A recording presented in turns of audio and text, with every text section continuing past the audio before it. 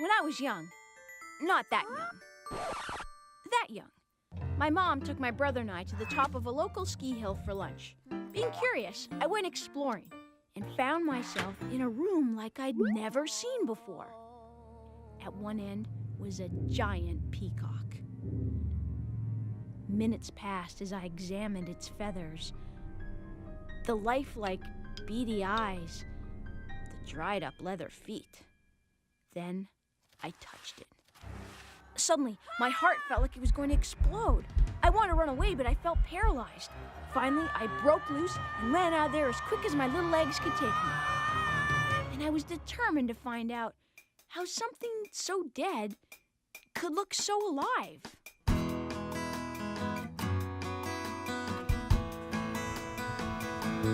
So this morning we're visiting Tia. Tia's a self-taught taxidermist and basically a collector of 19th century taxidermy.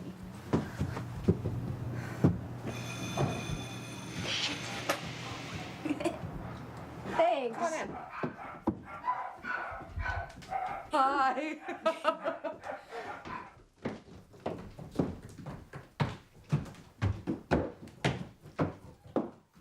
So these are all taxidermied frogs. Mm-hmm. Well, it's from France from the 1850s, and it's a frog wedding. So they have the bodies are out, like the insides are out, but this is the actual. But they've been stuffed, probably with some cotton.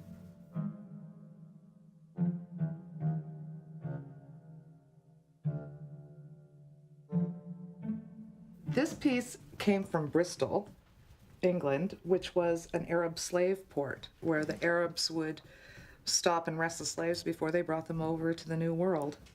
So this is a real monkey, and this is a real kitten. Now, why does it look like he's gonna cut him, or what's he doing?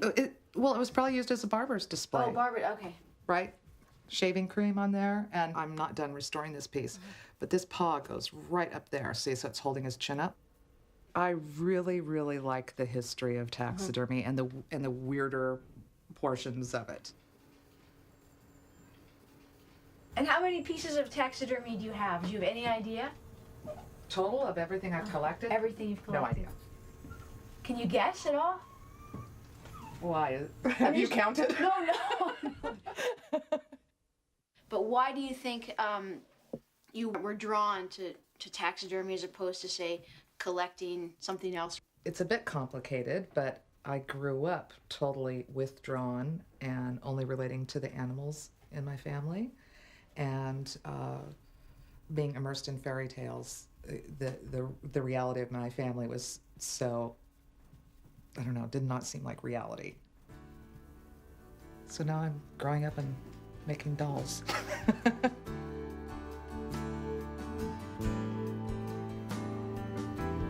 Taxidermy actually comes from the Greek taxis derma, to arrange the skin. My name is Keith Hopkins. I'm the owner of Trophy Room Taxidermy. We've been in business for about 40 years. Show you the shop setup here.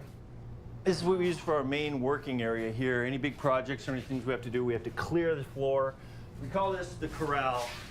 And this is where all the skins are that we salt and dry. Everything we do here is a polyurethane foam mannequin that's made to look just like the animal, whether it's a buffalo, an elk.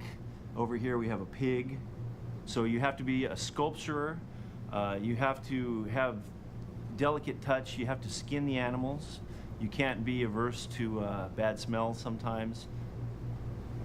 We have a new fresh deer head that came in that we have to take the cape off. So what do you think of this? Does this gross you out? Well, part of it is that I've just always been fascinated with the death process. I mean, I used to examine, and I still do, like roadkill. Like I like the mystery behind it. You gotta have fun with death. That's the thing.